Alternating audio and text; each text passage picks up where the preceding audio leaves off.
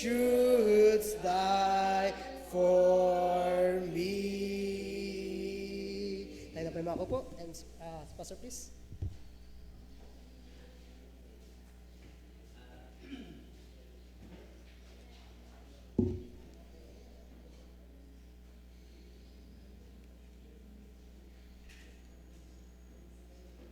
Okay, good afternoon po sa bawat isa. Medyo maselan ang ating pag-uusapan ngayon, kaya kung may mabanggit ako at medyo hindi nyo magustuhan, pag-pray nyo na lang. Okay? Maselan po, bakit? Di nyo po ba alam na ang banal na espiritu ay sensitibo? Tayo minsan, kunting lang, marinig natin system. Kaya sinabi niya yun, bakit kaya pinag-iinitan ako? Okay, mga kapatid, ay sa ngayong hapon, since na tapos na tayo doon sa symbols of our Savior, ano ba ang trabaho ng Holy Spirit sa atin? Napapanahon.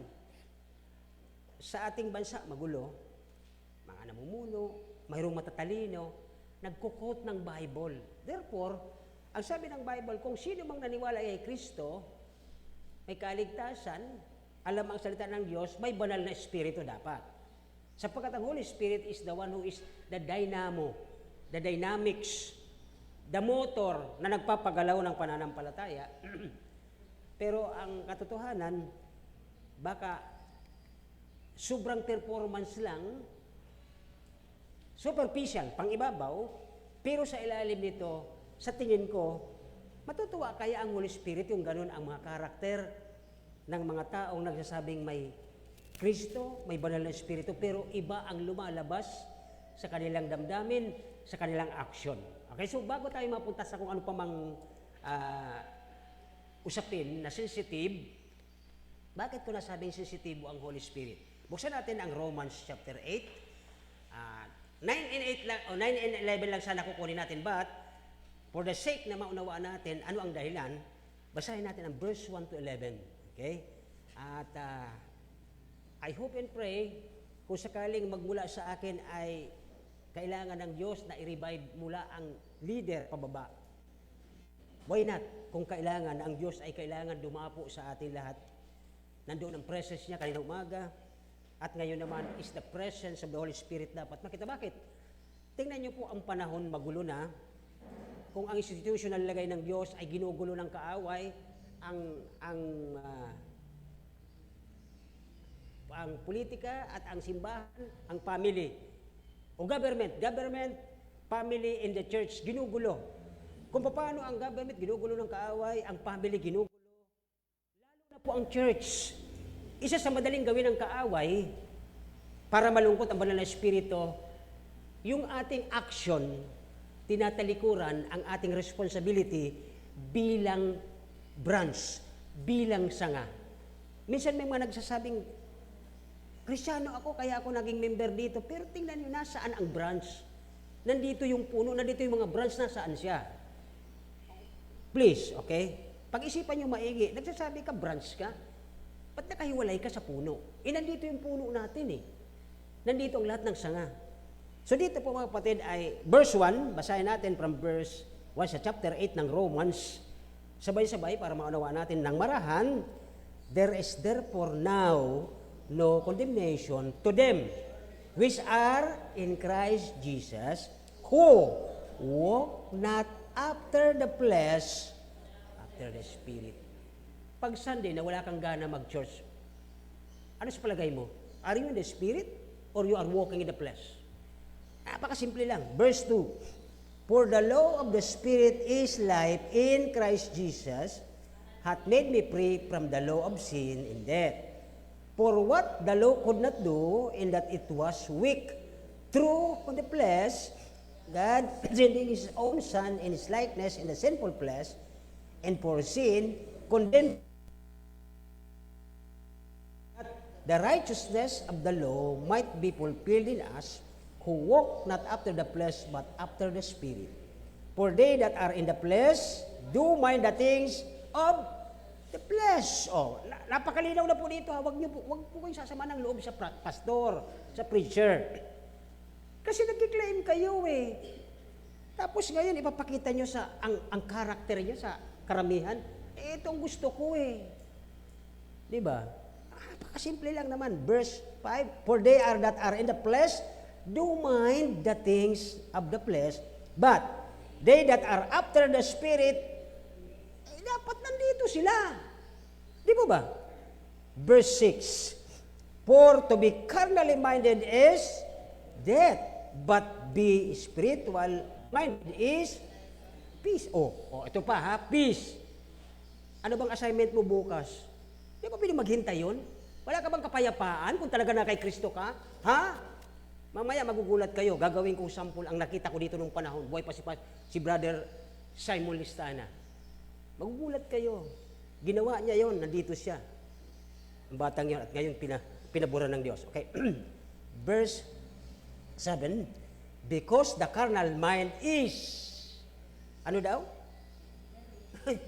Apakalinaw, enmity against God, for it is not subject to the law of God, neither indeed can be. 8, so then, they are that are in the flesh. Napakalinaw. Ito po ang ating ito po ang suggestion ng Bible ha. Suggestion ng Bible sa ating mga kuya, mga ate, kung may kapatid kayo. Kung may mga tatay at nanay, ano ang suggestion ng Bible? Diba? Pababayaan ba natin sila? Verse 9. But, sabi ng Bible, ye are not in the flesh. Ba't natin sila pinababayaan? Okay? But in the Spirit, if so be that the Spirit of God dwell in you. Ito na po yung verse. Kung totoong nakatira ang banal na Espiritu sa buhay mo, huwag mo papayagan sila. Kasi isang araw, pag lumakas yan, lalabanan ka niyan eh. Di ba? Mas marunong pa kayo sa akin. Ako yung nakataya doon eh. Di ba? So dito po, now, if any man have not the Spirit of Christ, he is none of his. Verse 10, that if Christ be in you, wala na dapat itong mga kinatatakutan nyo sa pang-ibabaw na yan eh. Di ba? Because of sin, but the Spirit is life because of righteousness. Last, but if the Spirit of Him that raised up Jesus from the dead, another word, dwell in you, that's the second, dwell in you. Verse 9 and 11, he that raised up Christ from the dead shall also what? Mortal na ito ha. Pag-usapan natin mamaya ang mortal. Hindi na po yung spiritual. Yung ditong ginagawa natin sa baba ng lupa. For what?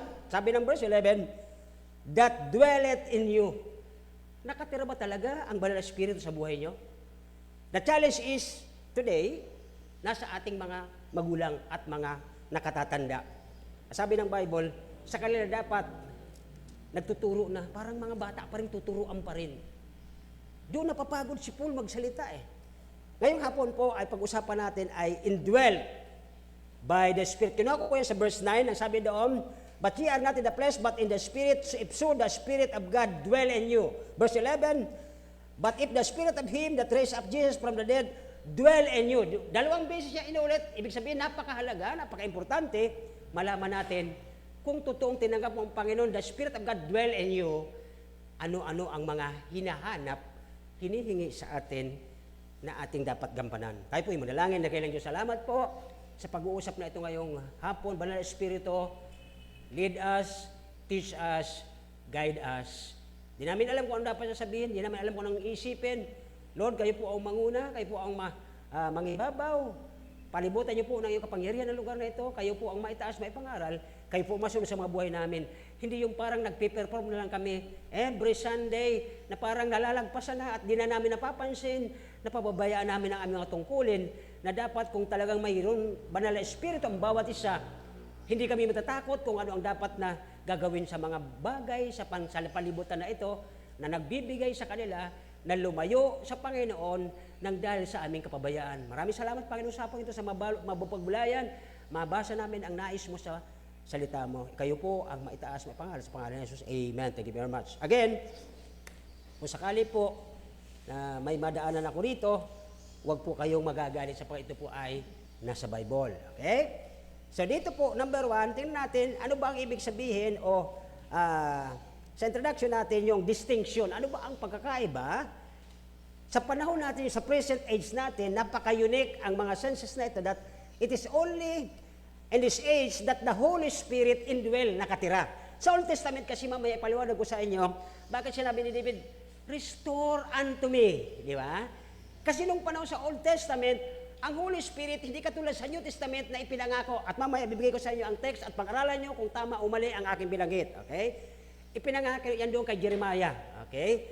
Na sa darating na New Testament, ang banal na Espiritu ay kumbaga tayo po ay galing sa probinsya, mag-aaral tayo sa city, mag-i-indwell tayo doon. Mag-renta tayo, tayo ay mga nakatira. Okay? Kasi ganun po pag galing sa probinsya. Pero ito pong banal na Espiritu, ang word na ginamit ng verse 9 and verse 11, dwell in you. Nakatira. Resident. Pag narinig ko yung resident, nagkaroon kasi ng palabas, resident evil. Kinukontra yung katotohanan. Ano? So dito po ay, ang distinction na ito, sa panahon natin ngayon, ang banal na Espiritu nakatira na mismo. Hindi katulad sa Old Testament, ay pwede itong, pag napalungkot nila, lumalayo. Bakit po? Nung nagkasala si David, explain ko yun mamaya na maigi. At dito po ang ibig sabihin ng dwell o dwellet, ito ay cognate term o ibig sabihin, yung word na yun nagbibigay sa iyo ng kaisipan, na lalo ka mauunawaan mo ng husto, na dito po lamang sa New Testament makita natin ang word na ang banal na Espiritu ay nanirahan. O, di ba? Sa chapter 2 ng Acts, nagdapo sila sa bawat ulo, at ang sabi ng Biblia, na ang bawat sino mang mayroong kaligtasan at tumanggap kay Kristo, sabi niya, I will send to you another comforter. That is the promise of God. Okay, so dito po ay ibig sabihin ng dwellet, came upon, or dwell, or rested. Nagpahinga. Di ba? Halimbawa, mayroon kang nakita, naglalakad ka papuntang bundok, nakakita ka ng isang sa Bicol ay payag-payag o kamalig kasi lugar natin, yung parang bahay, yung kuprahan, dahil pagod ka, nagpunta ka doon, nagdwell ka doon, di ba? Nagpahinga, nagrest. So parang ganon, okay? Pero dito po sa New Testament, ang pangakong ito, hindi naman po siya nagpahinga lang, kundi nag-occupy. Tumira na siya doon, yun po ang word. Una, ang word po sa Greek ng dwell ay O-I-K-E-O, okeo. Ibig sabihin, ito po ay may connection sa word na oikos, O-I-K-O-S. Ang oikos ay household. Ano bang household sa Bicol? Buong kabahayan, okay? Ang oikeo ay bahay. Ano po? Okeia, o okeo, O-I-K-I-A, house. Ang oikos, okeia kasi parang babae, ano po? Oikeia, house. Ang oikos is household. So ito po ang connection doon sa dwell. Ang oikeo, ito po ibig sabihin ay buong bahay ay kanyang inukupa. Nakuha po ba? Baka naman kayo antukin, okay? Malalalim na term. Pero mga kapatid, darating tayo doon sa punto na may sakit. Ako tinatamaan ito madalas eh. Kaya ako'y magsasalita sa inyo ayon sa aking na-observe na yung mga talagang iba na espiritu, naniniwala sila eh. Na hindi sila pahihiya ng Panginoon sa anumang threat ng mundo, sapagkat may mga bus sila sa labas eh. Mga earthly, mga hindi naman tatagal, mga dyan lang yan sa lupa, mga bagay na pangmundo, sabi ng ating mga binasa. Okay? Ang ibig sabihin ng oikos o dwell, ano po? Dwell, oikos, ay to occupy a house at manirahan, to be resident. Pag sinabing residente, matagal ka na, di ba? So, number 2, ito po ay ang dwell o ang oikos ay inhabitant, nakatira. Okay? At ang pangatlo dito ay kuhibit. Ariin mo yung lugar, okay? And then, mayroon tayong ginagamit na yung pag nag-aaral ka sa isang city, galing ka sa probinsya, magiging kang tenant. Mag-aarkila ka, ang tawag doon ay dwell as a tenant. So, ganun po ang ano. Pero pag tenant, medyo lumayo yun. Ang maganda rito, pagka tinanggap mo ang Panginoon Banal na Espiritu ay tumira, residente. Kasi bakit? New Testament na tayo, hindi katulad sa panahon ni Old Testament, sa panahon ni David, ay sabi niya, restore unto me. Take not away my, di ba, my spirit, sabi niya, di ba? So dito po ay Number one, okay, 3 things lang siguro tingnan natin dito para madali lang. The person indwelt by the Spirit. Kaya binigay ko sa inyo ang meaning ng dwell o indwellet. Oikos, household, ito'y ino-occupy, had been resident, ano po, tinitirhan, at ito'y in-inhabit, ano po, inhabitant, cohabit. Okay, so, letter A, under number 1, the persons indwelled by the Spirit. Sino ba itong mga tinitirhan na ito ng Banal na Espiritu? Number 1, dalawang bagay. Una, pag-aralan natin ang mga taong hindi tinitirhan ng Banal na Espiritu. Oh, ito na. Pasin nyo seatbelt. Kasi bakit? Kung hindi nga sila natatakot sa Banal na Espiritu na mapalungkot, why silang susunod sa sinasabi ng Bible? Ibig sabihin, sila mismo, violator. Wala kasi silang nakatira na nagsasabi sila, uy, wag ya. Mapapasama ang loob ko, aalis. O kaya malulungkot ako sa inyo, hindi ko aalis, pero malulungkot ako, sabi dito. Look at, this is the people. Letter A, the absence of the Holy Spirit sa taong ito. Sino itong mga taong ito? Buksan natin Jude. Walang chapter ang Jude. Verse 18 and 19. Basahin natin. Okay? Napakaganda nito para maunawaan ninyo. Kung gusto nyo ilista, at lalo po sa ating mga kabataan, pag-aralan nyo maigi. Kung kayo ay nagsasabing kay Kristo, pero ganito kayo. Verse 18 muna. Okay? Jude, verse 18. Jude 18. Okay? 18. Tignan mo pa ng 8. May chapter talaga eh. Walang chapter ang Jude. 18 lang. 18.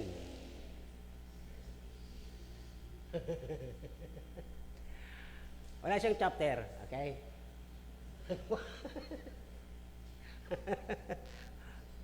Verse 18 lang, I mean. Jude verse 18. Yan, para walang chapter. Pero may lumalabas ha.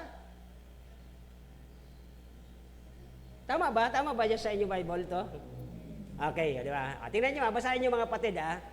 Ito yung uri ng mga tao na nagsasabi, nagpiperform sila, nagbabasa kami ng Bible. Di ba? Kumakanta minsan yan sa choir.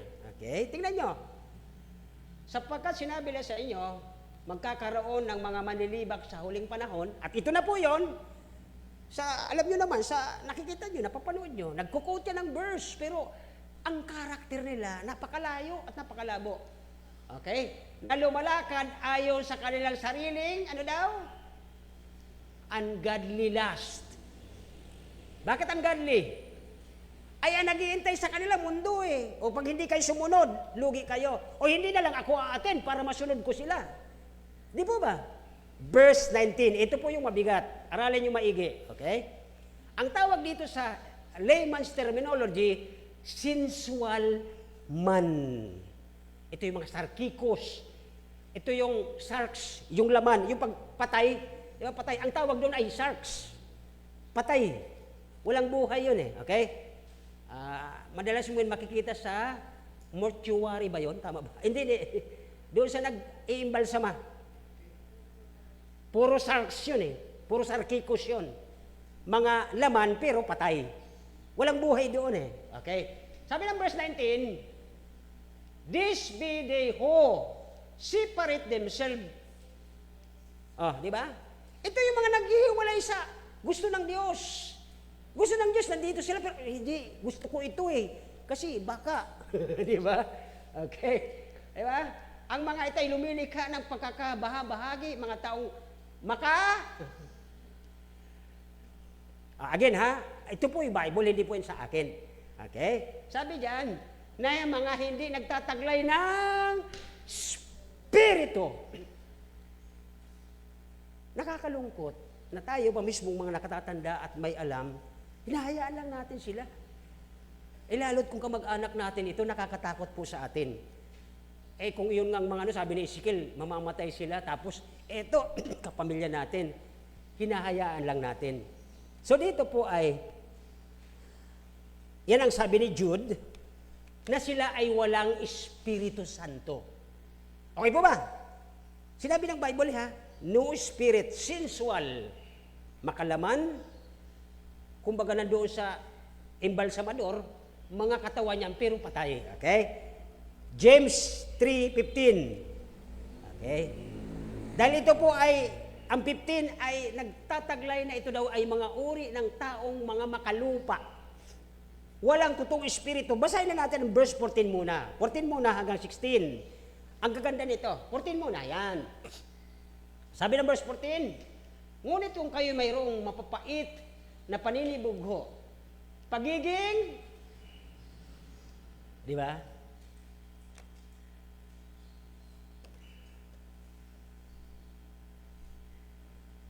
Gusto ko sanang sabihin yung sample ko pero malayo pa. Baka mahilaw, okay? Nagiging makasarili sila, huwag kayong magmalaki at huwag kayong magsinungaling laban sa katotohanan. Next verse, 15. Nandito na po yung hinahanap natin. 15. Hindi ito ang karunungang bumababa mula sa itaas. Diba? Gusto mong maging dalubhasa. Diba? Ito sa mga nag-i-exam sa board. Diba? At ito yung napakagandang maging example dito eh. Okay? Hindi makalupa, makalaman, maysa. Diba? Nung sinabi mo, Lord, tinanggap kita. Pero pagdating na pagpipiliin ka ng Diyos, ay mas gusto ko yung gusto ng mundo eh. Kaya po mga kapatid, please, huwag kayong magagalit sa inyong lingkod dahil nakasulat sa Bible yan. Huwag niyong hahayaan ang mga anak ninyo na mas gusto nilang ma-please ang mundo dahil may pinagagawa sila. Susundin nila yun kahit linggo. Gagawin nila. Pero ito po ay ano daw, sabi dito, ayan o. Makalaman at sa demonyo yun eh. Grabe naman kayo, pastor eh. O sige na nga, para mawala na lang tayo ng inyong pagdududa. Kilala niyo si Joshua ni Emily. Kasama si Brother Sam eh. Parehas yung dalawang yun. Si Brother Sam, pag may opisyal na mag-o-observe sa kanya sa pagtuturo, Lunes, sabi niya, gusto kong umuwi, pastor, kasi bukas may observation ang aming superintendent. Pero, wala ba akong tiwala sa Diyos? And then, here come Joshua. Nagre-review siya, mayroon siyang ano ng Monday, nandito sa Brother Sam, nag-uusap sila David. Nag-absent ba siya? Please, hindi naman lumaki ang ulo ni Emily, pero nakita ko ang batang ito. Dahil mayroon siyang espiritu ng Diyos, kahit pa yan Monday may assignment na pagagawa, hindi ako mawawala sa church sapagkat nandoon ang banal na espiritu in the midst of the congregation. Pero ngayon, nangyayari, iba na. Sabihin lang, sige, saan ba nanggaling yun? Diba? Sabi doon eh, this wisdom na bumababa sa kanilang pagre-review para lang maging top-notcher sila, ha? Oh, that is sensual, dibeles yun eh. Di ba kaya ng Diyos na Monday, ibigay sa iyo yon? Because flesh is the one nagmumotivate at hindi ang Espiritu ng Diyos. O hindi, please, again, hindi ko against doon sa nag-ano, pero tayo ba, pababayaan nyo ito na magiging ganun ang kanilang practice?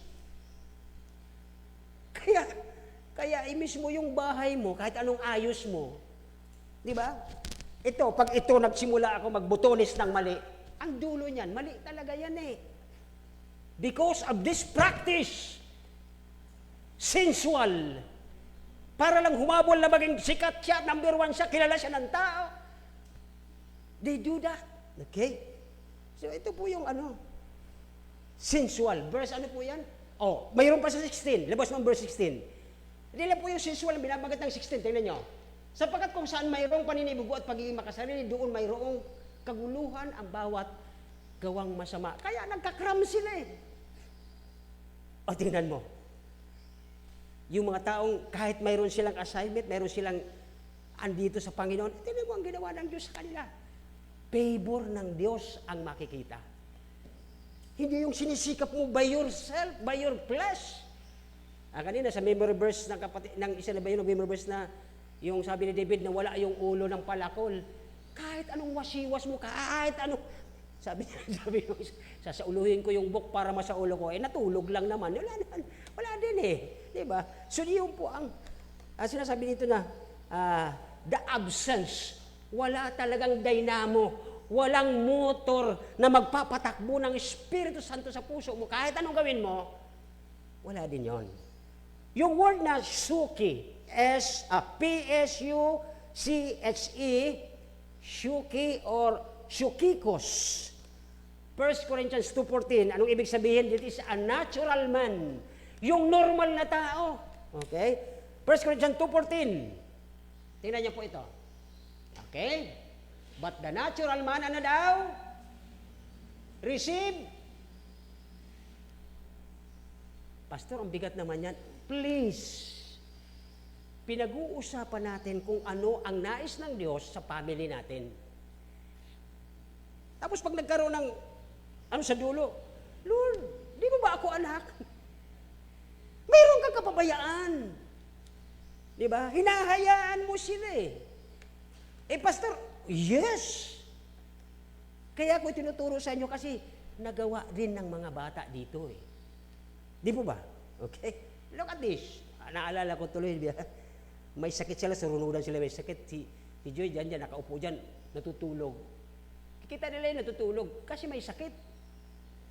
Pwede naman doon, lapit lang, ba't hindi mahiga doon? Di ba? Kaya lang, mayroon silang espiritong naggagatong eh. Kung dito man ako sa kwarto, nakukonsensya siya. Natutuwa ba ang Holy Spirit na nasa akin? Tapos nandito ako sa kwarto, nandun lang naman ang simbahan. Naalala ko tuloy yung the late brother o pastor, ano dyan sa Sursugon. Di ba, medyo pangpang ng dagat yon. Nung mag-preach ako doon, minsan may mga kapatiran tayo, nasa paligid lang. Nakita na yung pastor, nagsisimula sa Sunday school. Andiyan lang yung bahay, di man lang, late pa kung dumating. Alam mo yung bumaba ako doon sa pulpit, lumapit talaga yung pastor, yung namatay. Pastor, binigay sa iyo ng Espiritu Santo ang dapat sasabihin ko. Kasi andun lang sa paligid yung mga bahay. Hindi umaattend, hindi nagsa-Sunday school. Anong klaseng Kristyano ka? Amen. Hey, hello. Parang galit na kayo eh. Kaya mga kapatid, mahirap po ang isyong ito. And this is the sensitive character of the Holy Spirit. Pag sukikos ka, pag natural man ka, ay masakit sabihin na unsaved pa po yan. So anong gagawin natin pag unsaved pa ang anak mo?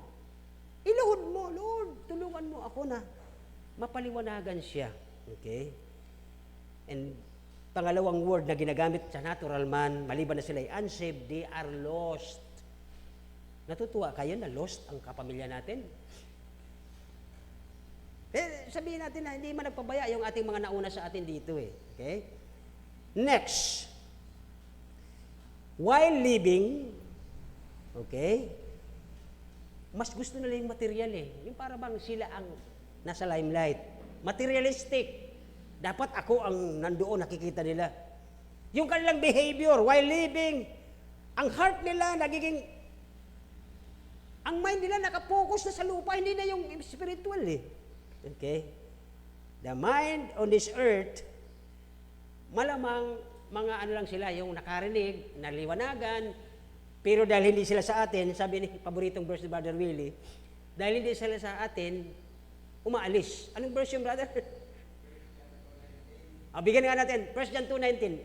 Kasi, hindi ko gaano ginagamit ito kasi parang nang-judge ka. Pero tingnan natin ang 1 John 2:19. Sabi doon, okay? Yan, 2:19. 1 John 2:4.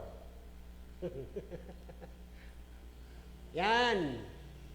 Sila'y lumabas sa atin, ngunit sila'y hindi sa atin. Tatandaan niyo po yan. Kahit ano, pinakain mo, nililibre mo pamasahe, papunta ng church, ikaw nagpapakain sa church, nililibre mo sa balabi para lumago, lahat ginagawa mo. Naalala ko si brother, pangalan nitong teacher na ito, dating member natin. Okay?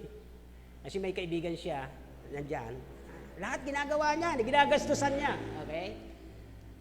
Ngunit sila'y hindi sa atin, sapagkat kung sila'y kabilang sa atin, magpapatuloy sana silang, ano daw? Pero mga kapatid, ito ang totoo. Kung ang gumagatong sa puso nila ay hindi ang Espiritu Santo, hindi mo sila makukuha. hindi mo sila mapapabalik. Hayaan natin ang Holy Spirit. Okay? Makapangyarihan naman siya eh. Sabi doon, okay? At sana sila kasama natin, ngunit sa paglabas nila, ay ginagawa nilang maliwanag na silang lahat ay hindi kabilang. Kapatid, ito yung masakit. Matagal sa iyong pinagkatiwala ng Diyos, ang anak mo, apo mo. Tapos, hindi nakakilala. Pastor, kaya ba natin No. Ang panalangin ng mga banal ay epektibo. Sana naman, pinag-pray mo na lang, Lord. Sana sa pagbawat pagkain namin, habang nagsisermon ako, may maunawaan sila salita ng Diyos. That's it, okay? Sabi doon, paglabas nila, ginawa nilang maliwanag na silang lahat ay hindi kabilang. Bakit po? Sapagkat ang totoo ay sila'y mga natural man, walang kaligtasan, and they are lost. Yung kanilang, habang nabubuhay, ang kanilang behavior, they are professing, sabi nila, ay Panginoon naman ako, kasama nga ako every Sunday. They know Christ. Di ba? Sabi ng, they were baptized. Sometimes, nabaptize sila eh. Ang dami dyan sa bandang yan, sa area ni Sister, nandoon, ang dami binaptize natin, mga kabataan ng araw. But Matthew 17:21 says, okay, sabi niya, Panginoon, nagpalayas kami sa pangalan mo. Panginoon, yung pilay sa amin, pinagaling sa pangalan mo. Sabi ng Panginoon, lumayo kayo sa akin na mga gumagawa ng katampalasan, hindi ko kayo kilala.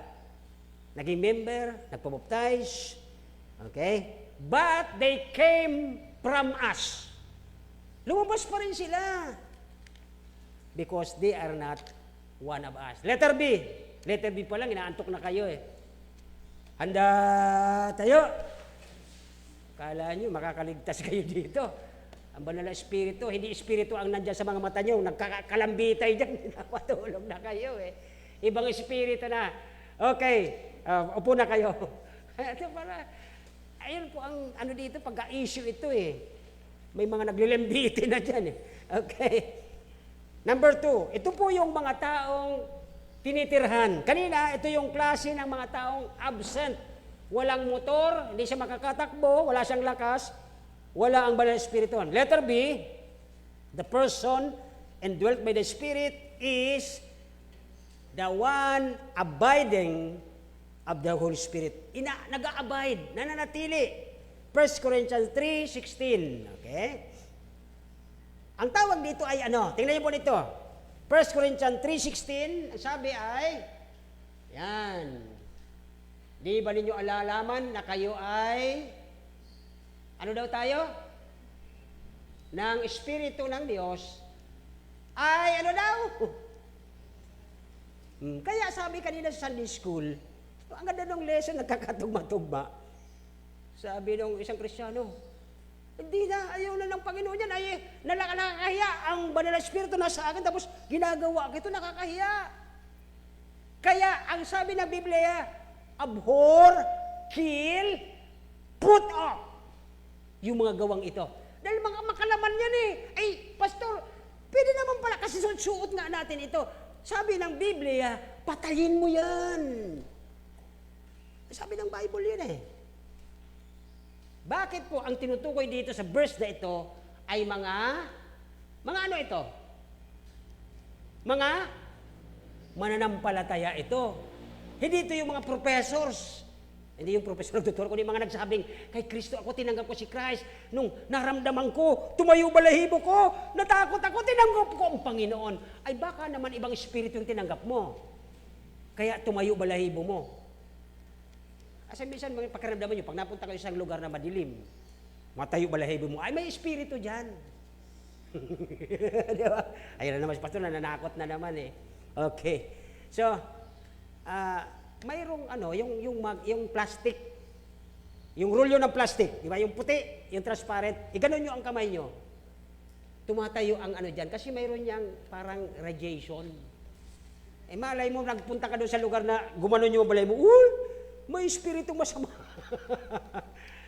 Tapos yung puso mo pala, wala talagang espiritu ng Diyos. Ayun ang problema.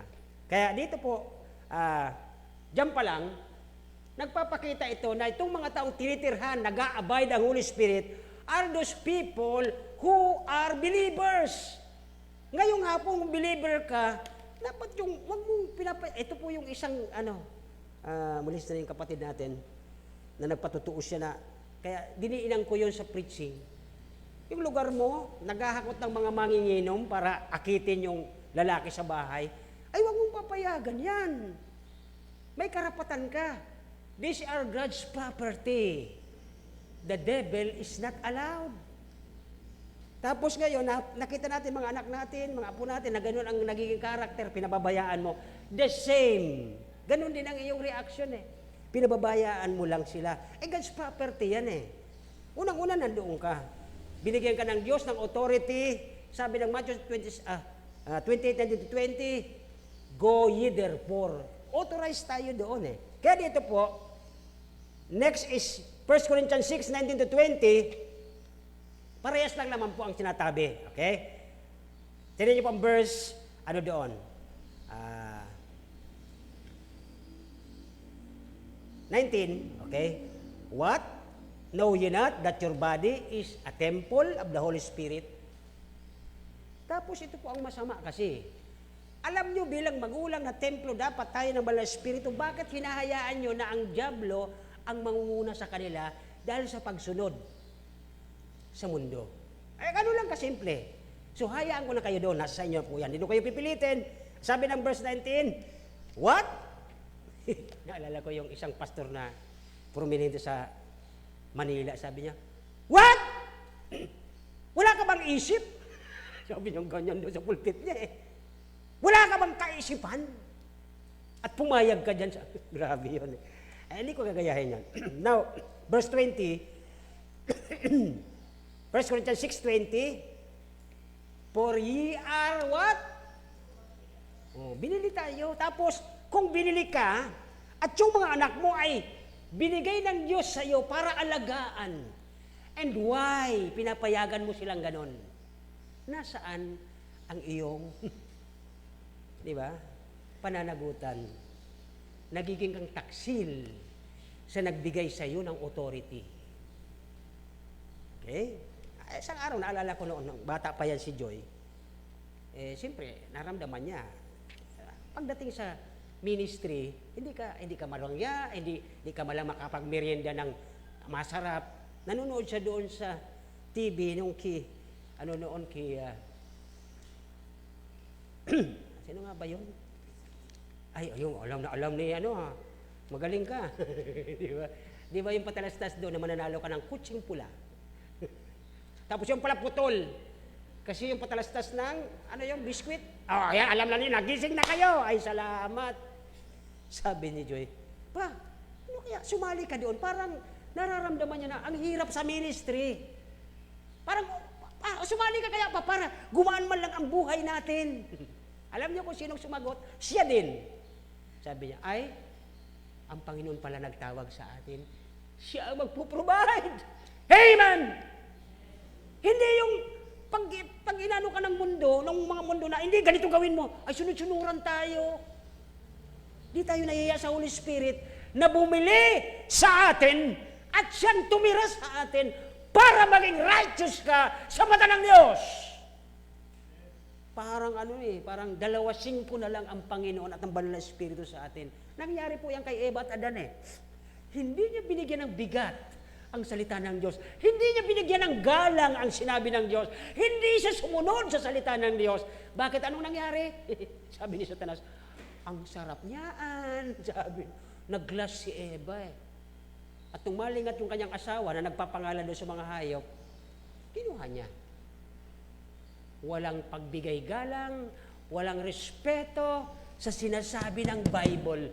Pero sabi niya, kay Diyos siya eh. Kay Jesus siya. Mga kapatid, sensitibo po itong usaping ito because this is the Holy Spirit, the third person of the Trinity. Hindi ito basta Espiritu lang. Katulad ng ibang grupo na para daw ang Espiritu na force lang siya, lakas lang daw. Sino nagsabi sa kanila? Mapanibughuin ang Banal na Espiritu. Now, 2 Timothy 1:13, ito yung mga taong nag-a-abide ang Banal na Espiritu. Kung bakit iba-ibang text ito. Okay? Pero nandun po yun sa Romans 8. Okay? Sabi ng chapter 1 verse 13 ng 2 Timothy. Okay? 13. Corinthians pa rin siya. 2 Timothy 1:13. Ayan. Panghawakan mo, sundan mo ang huwara na mga wastong salita na narinig mo sa akin. Di ba? Magulang ka. Tatay ka. Alam mo, salita ng Diyos, tama yun eh. And why pagdating sa sobrang pagmamahal mo sa anak mo, hinahayaan mo. Oh, mayroon ng problema doon. Nagiging kang, ang tawag doon? Anong tawag doon? Na pinababayaan mo lang anak mo kahit nagagawa ng hindi tama sa Diyos. Ano? O, magsabi kayo. Anong tawag doon? Ayaw niya talaga magsalita. Bigyan ko kayo ng clue. O, kayo nagsabi, di ba? O, ayaw niyo magsalita eh. Gusto niyo pang simulan ko. Ang tawag doon, konsentidor ka. Kinukonsinti mo sila eh. Alam mo, bilang tatay, bilang nanay, sabi ng 1 John chapter 2, verse 12. Little children, I write unto you. I write unto you, teenagers, di ba? Gentlemen. And I write unto you, fathers, yung binanggit natin kagabi, Brother Raymond. Pero doon sa verse 1, ang sabi ni John, I write unto you so that you sin not. Para hindi kayo magkasala, kaya sinusulatan tayo ni John. Pero bakit pagdating dito, hinahayaan natin silang magkasala? Konsenti mo na yun. Sorry po, Lord. Tinuok na ako ng Panginoon eh. Sobra na yung sinasabi mo ah. I thank you. Thank you po.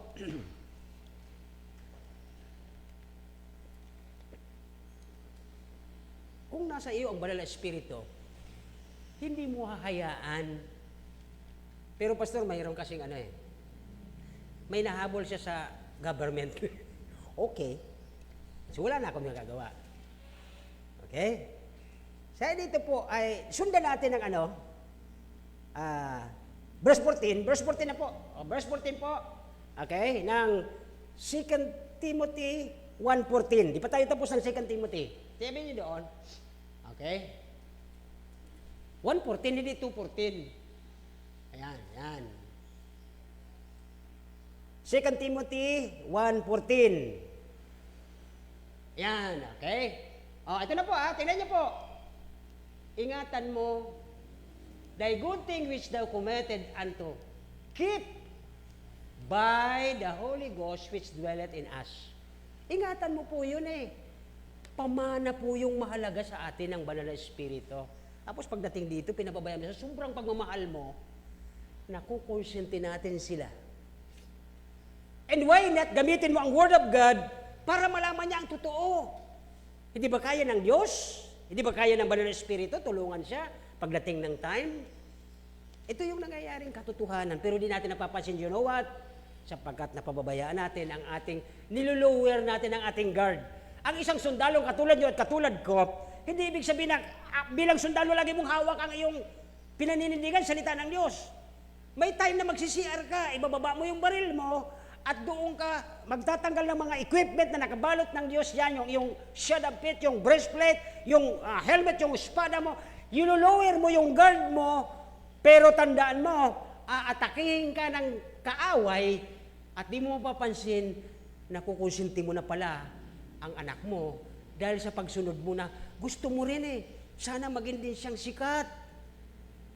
Nakita niyo yung sensual doon? Yung pagiging natural man? Nagiging ka ng makalaman dahil gusto mo rin maging makilala ang sino man sa mga anak mo na maging top.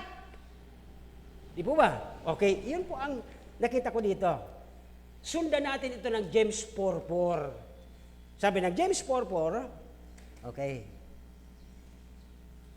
ang isang katulad ng mga bagay na ito na pinababayaan mo, na gumawa ang anak mo ng laban sa gusto ng banal na espiritu ng Diyos. Ano po ang tawag ng James verse 4, ng chapter 4? James 4:4. Ay, naku po, masakit na ito. Again, hindi ko po ito salita ng Biblia. Tingnan niyo po ito. Kayong mga mangangalan niya, sabi ng Biblia. Ang writer nito si Santiago, hindi po ako. Sabi niya, mga lolo niya, hindi ba ninyo nalalaman na ang pakikipagkaibigan sa libutan, pakikipag-away sa Diyos? Pastor, gusto nga namin kaya nga nagsisikap din kami. Kaya ko po sinampol mismo si Joshua natin Nung time na nandoon po siya sa area ngayon, hindi siya nag-a-absent sa Panginoon. Nandito siya, may dinagdadaanan siya noon, nandito siya Kausap niya yung mga anak ng Diyos din. Na mayroon din siyang subject na bukas, ang superintendent ng school ito, obserbahan ka, dapat nagre-review na siya, nagagawa na siya ng mga lesson. Nandito rin siya Magkausap sila doon sa area yon. Kaya ako napapatutuhanan sa inyo, kaya naman palang nilang manindigan sa Panginoon. At maganda rin ang buhay ngayon ni Joshua. Alam nyo yan Brother Sam, pinauwi na. Pero ito po ang lagi niyong tatandaan. Kapag ka nilalabanan mo ang kalooban ng Espiritu Santo sa buhay mo, para manindigan kasalita ng Diyos, ito po ang sabi niya sa James. Tinawag ni James itong mga lolo niya, mga adulterer. Sabi John, ye adulterers, adulteresses. Hindi niyo ba alam na ang pakikipagkaibigan sa mundo ay kaaway ng Diyos? At sabi niya dito, ang sino mang nagnanais na maging kaibigan, maging sikat sa mundong ito, sabi ng writer, ang sino mang nagnanais na maging kaibigan nila, siyempre pag sikat ka, tatawagin ka, ito yung ating top notcher, huli ka dito. O pakilala ka sa buong tao, buong mundo, ito yung number 1 sa kanila. Ang tawag ni Santiago, pakikipag kaibigan sanlibutan. O huwag kayo magagalit sa akin, hindi ko po sinabi yan. Binabasa ko lang ang sinabi ni James. Kaya kung konsentidor ka, lalo pa naman ang mga projects yan, Sunday. Yung inaasahan natin mga anak natin, makakarinig ng salita ng Diyos, nandoon sa kung ano-anong project. O sino may mga project pa sa inyo? Yung mga nagka-college. Dahil pa, tapos na, di pa? Ikaw, di pa rin tapos. Di ba? Mabuti na lang, nandito itong dalawang ito. Kung hindi, sapul kayo rito. Amen. Di ba? Kasi, kaya naman ng Diyos kasi ang banal na Espiritu nakatira sa atin, ang ibig sabihin ng okayo, nakatira. Ibig sabihin nandyan yan So tutulungan ka niyan kung anong kulang, dahil inuuna mo ang Diyos, sabi ng Matthew 6:33, seek first the kingdom of God and all these things shall be added. Alam ng Espiritu Santo yun kung kaano ka tutulungan. Nga lang, nakikipagkaibigan ka kasi doon sa mundo. Now, dito po ay, sabi doon, sa verse 5. Mayroon pa pala verse 5, grabe naman yung pastor. Verse 5. Ayan. Di ba? Sabi niya, Do you think, iniisip mo, o iniisip ba ninyo na walang kabuluhan ang sinasabi ng kasulatan? Ito na po. Isipin mo, pastor naman, kasi baka naman dahil sa lesson mo lang yan. No! Iniisip mo ba na walang halaga yung sinulat dito ni James? Ni Santiago? Di ba? Iniisip ba ninyo na walang kabuluhan ang sinasabi ng kasulatan ng Bible? Ibig sabihin, walang kabuluhan sa iyo ito? Ay, grabe ka naman. Baka naman mamaya, nakarinig ka lang na tinanggap mo ang Panginoon, pero wala pa ang Espiritu sa iyo. Akala mo, forever na yun. Hindi kasi laman ka lang Ang kahoy sa kahoy, kahit anong putol mo, kahit anampas mo yan, hindi yan mapuputol kasi kahoy sa kahoy, walang palakol, walang bakal, at walang talim. Isa pa yon. Kahit may Espiritu Santo ka, kung wala ang talas, ang kapangyarihan ng Espiritu Santo sa buhay mo, wala pa rin pong nangyayari. Wala ka pa rin mga matatapos. Yun po ang isa doon. Kaya dito po ay, sabi ng verse 5, okay, ang Espiritu na pinatira niya sa atin ay nagnanasa. Okay? Lasted to envy. Naninibugho siya. Nagsisilo siya. Bakit dapat ito yung moment na nagpupuri sa Diyos ang pamilyang ito. Bakit ang kanyang anak, hinayaan niya nandoon sa mundo at yung nanay at tatay lang ang nasa church? Amen! Pastor, may tinutumbok ka na naman. Wala akong tinutumbok sa sino man. We're speaking that if the Holy Spirit dwell in you, huwag kang maging konsentidor. Hinahayaan mo Kaya yung bata o yung anak mo, di mo alam, ang hirap namin doon. Ang hindi rin nila alam na yung Panginoon nagdusa sa krus para lang ma-send ang banal na Espiritu sa kanila. Tapos binabaliwala nila saan ang iyong magandang wisdom na ibibigay sa anak mo. Anak, mas maganda siguro. Sige, doon ka na lang sa mundo. Yun ang pangit. Alam mo kung gaano nagdusa ang Panginoon doon sa krus para mailigtas ka, para kung ano mang mayroon ka sa buhay mo, sa family mo, yan po ay pahiram ng Diyos para maalagaan mo sa panalangin, maalagaan mo sa salita ng Diyos, masulwining mo. Pero ang ginagawa natin, hinahayaan natin. That's the point. Okay? So, there are two things na makita natin dito sa mga tao sanang inaalihan ng Banal na Espiritu. Ito yung mga taong naniwala kay Kristo. Ito yung mga taong tumanggap kay Kristo. Pero, may problema. Ano po ang nangyari sa kanila? Number one, sila po ay nagkakasala at nai-slide, nababackslide sa Panginoon. Pangalawa, the indwelling Holy Spirit, sana ay gift ng Diyos sa atin. Regalo niya ito. Ito ang tawag dito ay earnest down payment kung bibili ka ng motor na bago, kung bibili ka ng bagong kotse, kung bibili ka ng bahay, magda-down payment ka. John 7:37. Okay, tingnan natin. Sabi po dito ng John 7:37. Ayan. Sa huling araw ay dakilang araw ng pista ni Jesus, tumayo at sumigaw, nagsabi, kung ang sino man ay nauuhaw, lumapit sa kanya at uminom. Ito yung mga kailangan ng tubig na walang hanggan, si Kristo, tanggapin nila. Okay? Acts 11:17. Okay? Para kayo ay tirhan at dapuan ng Banal na Espiritu at tirhan sa buhay. Acts 11:17.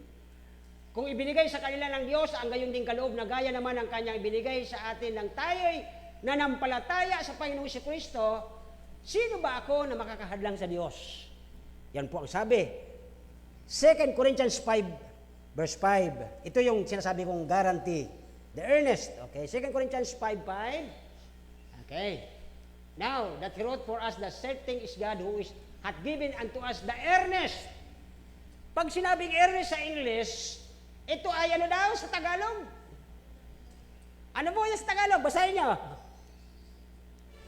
Pag kayo ay bibili ng bagay na hindi nyo kayang i-full paid, ito yung paunang bayad. Ang Panginoon nagpaunang bayad. Bakit po? Nandito pa tayo sa lupang ito, hindi pa tayo na sa eternal. Okay? Mayroon siyang down payment at ang down payment na ito yung earnest. Okay? Of the Spirit, ito yung bilang paunang bayad sa atin ng Panginoon. Di ba? Namatay siya sa krus, binili tayo, mayroon siyang down payment sa inyo. Ito yung tao, itong persona, ito yung persona ng Espiritu Santo na siyang guarantee, okay? Ito yung, ibig sabihin, ito yung engagement ring. Ayan na. Yung mga umiibig-ibig dyan. Di ba? Sabi niya, dahil sa naikasunduan na tayo, ito yung aking paunang bayad. Ang aking engagement ring. Wow! Hoy, nabuhay na sila. Yung mga binatat talaga, buhay na eh. May engagement ring. Paunang bayad ang banal na Espiritu ng Diyos. Yan po ang sabi ng Bible, Ngayon, ang naghanda sa amin para sa bagay na ito ay Diyos, di ba? Ang Diyos. So, mayroong engagement ring ang Diyos. Sino ito? Ito yung paunang bayad niya. Okay? Na nagbigay sa amin ng Espiritu bilang down payment pala ang Holy Spirit sa atin. Ibig sabihin, na tayo po ay garantiya ang Banal na Espiritu sa atin na sa Greek word, ang ibig sabihin nito, arbahon. Hindi naman po arbor ha, arbahon. Okay? Therefore, we are always confident, sigurado tayo, na sabi ng Colossians 3:2, okay, set your affection on the things above. Kasi may down payment ka na. May Banal na Espiritu ka na dapat ang iyong pananaw lakat papatungo ng langit. Hindi yung mahalin mo ang mundo kung ano man nandoon dahil magiging kaaway mo ang Diyos. And last but not the least, number 2. Dahil mayroon na tayong down payment, ang Holy Spirit nakatira na sa atin, nag-a-abide na siya, the permanence of the indwelling Holy Spirit. Ito po yung nagpipermanente sa atin. Okay? Iniwanan ba tayo ng Holy Spirit? Okay, ang word na abandon, withdraw. Okay, inaalis ang iyong deposito sa bangko, kinukuha mo yung down payment. Di ba? Pwede bang kunin ng Holy Spirit? Hindi. Only in Old Testament. Ilabas mo yung Psalms 51:11. Okay? Verse 10 muna. Verse 10 muna, sabi doon, sabi ng verse 10, okay? Bakit 21 yan? 51. Psalms 51. Okay, hindi 21. 5:1. Yan. Verse 10 muna. 10 muna, bago 11. Yan. Bakit na sinabing, Lord, sabi ni David, nung nagkasala siya, Lord, create in me a new heart. The same naman sa New Testament, di ba? Nung makilala natin si Kristo, binago niya ang puso nating matigas. Ang puso nating makasalanan, ang puso nating laman, ay ginawa niya ang spiritual na puso, sabi ng New Testament. Para dito, okay, sabi niya, lumalangkas sa akin ng isang malinis puso, O Diyos, muli mong baguhin ang matuwid na espiritu sa loob ko. Create, clean, yun po yung mga word na makita nyo dyan. Dalawang C. Create, make a new man in me, clean my old nature, dahil makasalanan, marumi. Dito natin makita ang verse 11. Verse 11, sabi doon, cast me not away from thy presence. Di ba? Sabi niya, sa iyong harapan, huwag mo akong paalisin at ang iyong banal na espiritu sa akin ay huwag mong babawiin. Old Testament po, pwede yung pag nagkasala, katulad ni Cain, itong nasa isip ni David eh, nung nakapatay si Cain ng kanyang kapatid, pinarusahan ng Diyos, tinanggalan. Diba? Ito yung iniisip ni David nung sinulat niya ang Psalms 51. Sabi niya, Lord, nagkasala din ako, nakapatay din ako. Huwag mo pong alisin ang banal na espiritu sa akin. Kung titingnan natin ang verse 1, sabi doon, do not cast away from your presence. Huwag mong alisin ako sa presensya mo. Yun po yung sinasabi sa New Testament, na ang banal na espiritu nakatira na mismo, nalulungkot siya pag gumagawa ka ng kasalanan, kaya ang totoong tumanggap na kay Kristo, hindi na po siya gagawa ng kasalanan doon sa lugar niya. Di ba? Hindi na siya gagawa ng ikasasama ng loob ng Espiritu Santo. Sabi nung kapitbahay, di ba, kanina umaga, nabanggit ko na naman yun eh. Di ba? Pag umaga ng linggo, nakabihis ng maayos, ang ganda ng lakad, nakasuot ng maayos. Nung umuwi, nakita niya, nagkalat yung mga gamit doon, yung naiwan sa bahay, wala man na nagsaing, wala man na nagluto, wala man na naglinis. Nagwala siya. Yung mga gamit, nagliliparan. Sabi nung kapitbahay, kasamahan niyo pala yun. Pag umaga ng linggo yun, may Bible yun. Kaya lang pag umuwi, ay ang sama pala ng ugali nun. Yun po yung sinasabi dito mga kapatid. Okay, sabi doon. Okay? Yung banal na espiritu na nagkukontrol sa iyo na hindi ka makagawa ng kamalian, ng kasalanan sa mata ng mga tao at mata ng Diyos, wala sa iyo. Bakit napalungkot mo? Nalungkot siya, hindi na siya sa iyo nakikialam. Pinababayaan ka na doon. Kasi bakit po? Yung paunang bayad, yung engagement ring, nawala mo na. Sa Old Testament yon. Sa New Testament po, okay, ay isa po kasing sinabi dito ni David sa Psalms, sabi niya, cast me not away, sabi doon, okay, is the example of Saul. Si King Saul, okay, from whom the Spirit of the Lord departed. 1 Samuel chapter 16 verse 14, napakahalaga nito. 1 Samuel 16:14, ay doon po lumayo ang banal na espiritu, ang espiritu ng Diyos na sumusubaybay kay Saul. Humaba yung kanyang mga kuko, naging siyang hayop, kumain siya ng damo. Nagsabsab siya ng damo. O, tingnan niyo po dito sa Samuel 16 verse 14. Yan. Ngayon, ang Espiritu ng Panginoon ay humiwalay na kay Saul. Old Testament po yun. Okay, lumang tipan. At isang masamang espiritu mula sa Panginoon ang nagpahirap sa kanya. Humaba yung kanyang kuko, yung kanyang mga balahibo, lumaba na para siyang hayop, na kumakain siya ng hindi niya dapat kainin. Ganun po ang nangyari sa Old Testament. Okay? Parusa ng Diyos. Now, sa New Testament, sa panahon natin, ang banal na espiritu nakatira, wag na wag ninyong bubuhusan. Wag niyong pasasamain ang loob. Siloso po ang banal na espiritu ng Diyos na siyang nag-guide sa iyo. Nagagawan mo sa mga ito. Nagsusulo ka, gagawin ko to. Kukunin ko to. Sabi ng banal na espiritu, wag. Hindi ang gawain ng anak ng Diyos. Kaya tayo po ay nagiging maayos dahil nandiyan ang banal na Espiritu Santo. Siya ay permanente, siya po ay down payment, siya ay engagement ring ng Panginoon sa atin para hindi tayo naalala natin lagi, ang Diyos pala nanunood, hindi ko ito gagawin. Kasi nandiyan ang Panginoon nanunood sa akin. Yan po yung ating connection doon sa Panginoon. Okay? Jeremiah 31, 31 to 34, apat na verse, Jeremiah. Tingnan niyo po ito. May pinaliwanag ang lumang tipan para sa New Testament. Sa New Testament, hindi ako nababawiin ng banal na espiritu. Pero dito pwede. Okay, tingnan niyo po.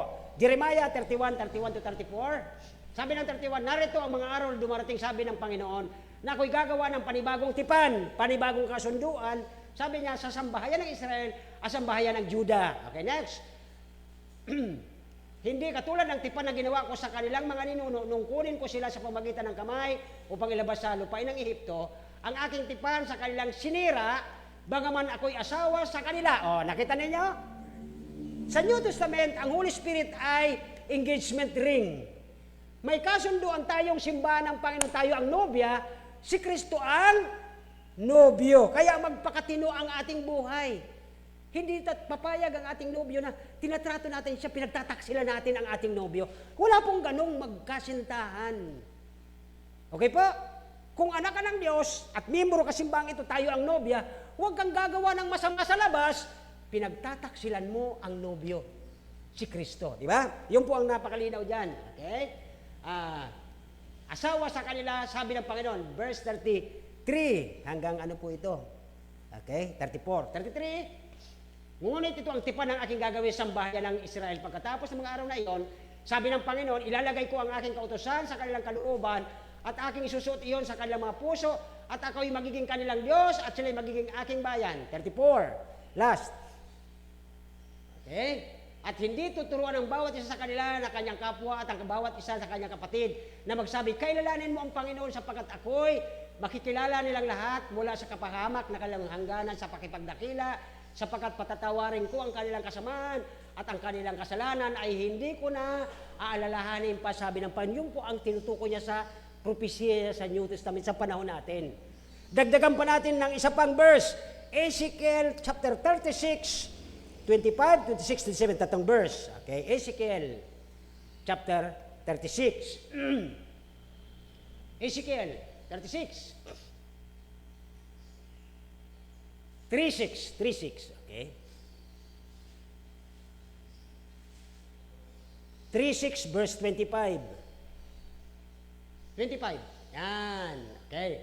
Ako'y magwiwisik ng malinis na tubig sa inyo, kayo'y magiging malinis sa lahat ninyong karumihan, at linisin ko kayo sa lahat ng inyong mga Diyos-Diyosan, yung ating mga gusto, Diyos-Diyosan natin yon. 26. Next, yan. Bibigyan ko kayo ng bagong puso, lalagyan ko kayo ng bagong espiritu sa loob ninyo. Ayan na po yung New Testament.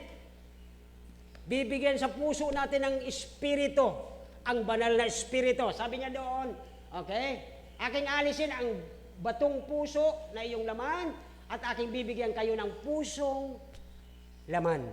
Okay? 27. Aking ilalagay ang espiritu sa loob ninyo. Ay, ito na po, ngayong panahon. Ang banal na espiritu nasa puso natin nakatira. Kaya, yun ang nagsasabi sa iyo, uy, huwag mong gagawin yan, di ba? Kay Kristo ka. Nanonood ang Diyos, huwag mong gagawin yan, kasamaan yan. Di ba? Ito po yung ating nagkokontrol. Ito yung motor. Ito yung makina. Ang tawag dito ay dynamo. Dynamics. Ito yung nagpapakilos ng puso mo na huwag mong gagawin ang ikasasama ng Holy Spirit na nakatira sa iyo. Kaya kapag nakaisipan ng masama, ay, nandiyan palang Holy Spirit. Lord, sorry po, Holy Spirit. Ito yung dynamics. Ito yung nagpapagalaw. Ang tawag sa science ay aerodynamics. Anong tawag nito? Anong ibig sabihin ng dynamics? Di ba? Nagpapakilos. Okay. So dito, yan po ang mga verse 27 sa Ezekiel 36:27, ito po yung paglagay sa atin, okay? Sabi niya dyan, aking ilalagay ang aking espiritu sa loob ninyo, sa puso ninyo, sa buhay ninyo, at palalakarin ko kayo ng ayon sa aking tuntunin. Ito yung dynamo. Ito yung motor na nagpapatakbo sa atin na pag nabasa natin salita ng Diyos, gagawin mo yung tama, ilalayo mo at iwawaksi mo ang masama. Anak, huwag mong gagawin yan. Pag napalo ka ng Diyos, damay ang pamilya natin, damay ang buong church. Kasi bakit? Ang buong church, ang nobya ni Kristo, na pinagtataksila natin, ito na po ang ibig sabihin ng Kristo. Si Kristo po ay, ang kanyang nobya dapat ay malinis, pure. Tapos sinasamba-samba mo sila. Yung mga gusto ng mundo. Yung gusto mo, sinasamba-samba mo. Nagtataksil ka na dapat sinasamba mo lang, dapat lang ang laman ng puso mo, si Kristo lang. Eh bakit mas pag-araw ng linggo, mas sinasamba mo yung mga bagay na ginawa ng Diyos? Nagiging ngayon itong hadlang sa sasama ninyo bilang magnobyo at magnobya. Ang sarap ng, sa Book of Ruth ba yun, di ba? Yun yung, ang sarap ng pagsasama ng Panginoon at ng kanyang nobya. Kaya dito po ay ipinakita sa New Testament, hindi po nawawala o di umaalis ang banal na espiritu sa puso natin, bagos nalulungkot siya. Pagka-araw ng linggo, dapat nandoon ka sa Panginoon, nandoon ka sa ibang church. Bakit po church? Ang sabungan, simbahan din. Kasi mga tinawag din sila sa pagsusugal. Ang simbahan tinawag para ipakilala ang Kristo. So kapag tinawag sa word na ecclesia o tinawag na mga tao para magkaroon ng pagkakaisa na ipakilala ang anuman ang gusto nila, eh di ba yung mga sugal, tinatawag din sila ng sugarol eh. So simbahan din nila yun.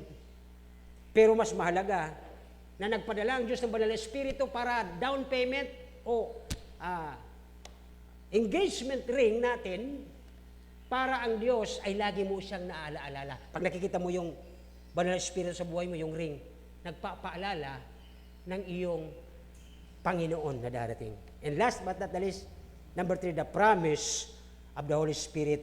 Okay? Natupad ba ang pangako ng Diyos na ipapadala sa atin ang down payment? Natupad po ba? Nandyan nakatira sa atin ang Banal na Espiritu. And it was done. Okay? Verse 11 ng ating text sa Romans chapter 8, verse 11. Verse 11 po ng Romans chapter 8, sabi doon, but the Spirit of Him that raised up Jesus from the dead, ayan, ngunit ang Espiritu niya ang bumuhay muli kay Jesus ay nanatili sa inyo. Pero mga kapatid, ang kapangyarihan pala ng Banal na Espiritu ay buhayin si Kristo nung pinatay sa krus dahil sa kasalanan mo at kasalanan ko. Makapangyarihan pala ang Banal na Espiritu, bakit hindi natin sila iginagalang? Na para bang ang Banal na Espiritu, Banal na Espiritu ka lang, okay lang, gumagawa ko ng mali. Hindi po dapat ganun eh. Siya pala, di ba? Ngunit ang Espiritu niya ang bumuhay na muli kay Jesus ay nananatili sa... Ito pala yung kapangyarihan niya eh. Therefore, kung tayo mananampalata, may Banal na Espiritu ka, mamatay ka man dahil sa pananalig kay Kristo, bubuhayin ka pala ng Espiritu Santo nakatira sa atin. Tama? Ito yung kapangyarihan niya eh. Pero ang ibang tao, si Espiritu Santo daw ay action force lang, balada, baliwala. Hindi po eh. Pangatlong persona ng iisang Diyos, ang Banal na Espiritu. Siya yung bumuhay kay Kristo, nung siya'y namatay dahil sa kasalanan mo at kasalanan mo, binuhay siya ng Holy Spirit. Look at this. Ngunit kung ang Espiritu niya ang bumuhay na muli kay Jesus, ay nananatili sa inyo. Ang tanong, nananatili ba sa inyo ang Holy Spirit? Nasa puso niyo ba? Totoo yan, hindi natin masagot. Bakit? Bukas, mag-uumpisa na naman si Satanas magtukso. Pero minsan, ano ang ginagawa mo? Holy Spirit, diyan ka lang, gagawin ko to. Nalulungkot siya na pagtataksila natin ang nobyong si Kristo. May engagement ka na ng ring, ang Holy Spirit na down payment, binabaliwala natin. Mas ginugusto mo yung gusto mo, kaya nagkakasala ka. Nalulungkot ngayon ang Holy Spirit, sabi niya dyan, nananatili sa inyo, siya ay bubuhay muli kay Kristo mula sa mga patay, ay magbibigay ng buhay sa inyong... Tingnan niyo po, di ba? Magbibigay ng buhay sa inyong mga katawang may kamatayan. Pag namatay ka, yung Holy Spirit na nakatira sa iyo, siya pa rin pala bubuhay sa atin. Di po ba? O nakakapakaliwanag, okay? buhay mula sa katawang may kamatayan sa pamamagitan ng kanyang espiritu na, ano daw? Oh. Kaya huwag niyong palungkutin. Huwag niyong pasamain ang loob ng Espiritu Santong nasa buhay natin. Bakit napapalungkot natin siya? Ba't napapasama natin ang puso niya? Gumagawa ka ng ayaw niya pag walang nakakakita sa iyo.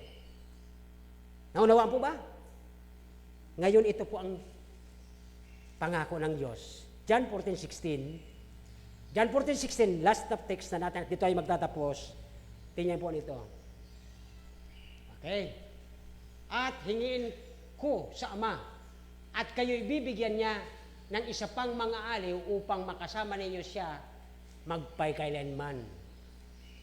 May paborito ako dyan sa verse 14. Tingnan niyo po ang verse 14. Baba mo sa verse 14. Okay?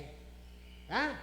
Kung kayo humingi ng anuman sa pangalan ni Kristo bilang nobyo natin, dahil maganda ang loob ng Espiritu itong nakatira mo sa'yo, hindi sumama ang loob niya, ano daw ang sagot niya? Pag humingi tayo ng anuman sa pangalan ko ay, ano gagawin niya? Bibigay niya sapagkat ang Holy Spirit nandoon masaya sa buhay natin. Tatlong bagay po para ang Banal na Espiritu nakatira sa atin. Sino-sino ang mga taong wala ang Espiritu Santo? Ito yung mga taong nagkukunwari, nagsabing kay Kristo, kumakanta, nagbabasa, nagsisimba, pero hindi totoong niligtas ng Diyos.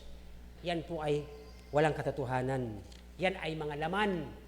Kung kayo po ay nakaobserba na sa isang embalsamador, maraming sarkikos doon, maraming laman doon, pero walang buhay. Yan po ang kalagayan ng isang katawan, isang tao na walang Espiritu ng Diyos. Patay. Puro laman. Okay? Pangalawa, sino ba yung mga nag-aabide ng Espiritu Santo? Ito yung mga taong mga nanampalataya kay Kristo. Yung mga tumanggap kay Kristo, pininiwalaan ang kanya salita, namuhay siya na, natatakot siya, may banal na Espiritu nakatira dito, ayaw kong mapalungkot at ayaw kong mapasama ang loob nito. Gagawin ko ang righteous, gagawin ko ang tama, susundin ko ang salita ng Diyos. Hindi ako gagawa ng kasalanan para hindi siya malungkot. Kaya, yung down payment, maganda ang fellowship sa kayong nobyo, pagdating niya, mga kapatid, sabi niya, hali kayo pumasok sa kaharian. Pero yung mga foolish, nagpapakitang may lampara, nagpapakitang Kristiyano, pero walang langis, walang Holy Spirit. Sabi ng Bible, di man niya nakapasok. Pero po ay mga allegory. And then, yung permanence ng Banal na Espiritu, hindi naman po siya umaalis, nandun po siya sa atin. Kaya ang pangako ng Banal na Espiritu sa atin, John 14:16, He is abiding with us forever. Nga lang, wag mong palulungkutin. Siloso po siya. Okay? Mayroon na po ba kayong pagkaunawa sa pagkatira sa atin ng Banal na Espiritu? Tayo po'y magsitayo. Harinawa, mula bukas sa Lunes hanggang Sabado, alam nyo, may Banal na Espiritu kayong daladala, huwag nyo pong pasasamain ng loob, huwag kayong gagawa ng ikasasama ng loob niya, sapagkat pag sumama ang loob niya, pinagtataksilan mo ang Kristong paparating para sundin tayo bilang kanyang nobya. Siya po ang engagement ring natin, down payment sa atin ng Panginoon. Nagilang Diyos, salamat po sa hapong ito, salamat sa pagkaunawa ng iyong salita. Lord, bigyan niyo po kami ng ganitong mga lesson para lalo ka naming mahalin, lalo namin bigyan ng bigat, sundin namin, at bigyan namin ng galang ang iyong mga salita dahil ang Banal na Espiritu ay mawawala o malulungkot sa amin sapagkat nakagawa kami ng hindi niya gusto. Lord, lagi po sana naming mapapasasaya ang Holy Spirit kapag gumagawa kami ng kabutihan, ipakilala ka sa aming mga kamag-anak, ipakilala ka sa aming mga pamangkin, apo, pinsan, upang makakilala sila at makasama namin sila sa langit, magkaroon sila ng kaligtasan, makilala kay bilang Panginoon nila at sundin kanila. Lord, tulungan niyo po kami. Maraming salamat po sa pangalan ni Jesus. Amen.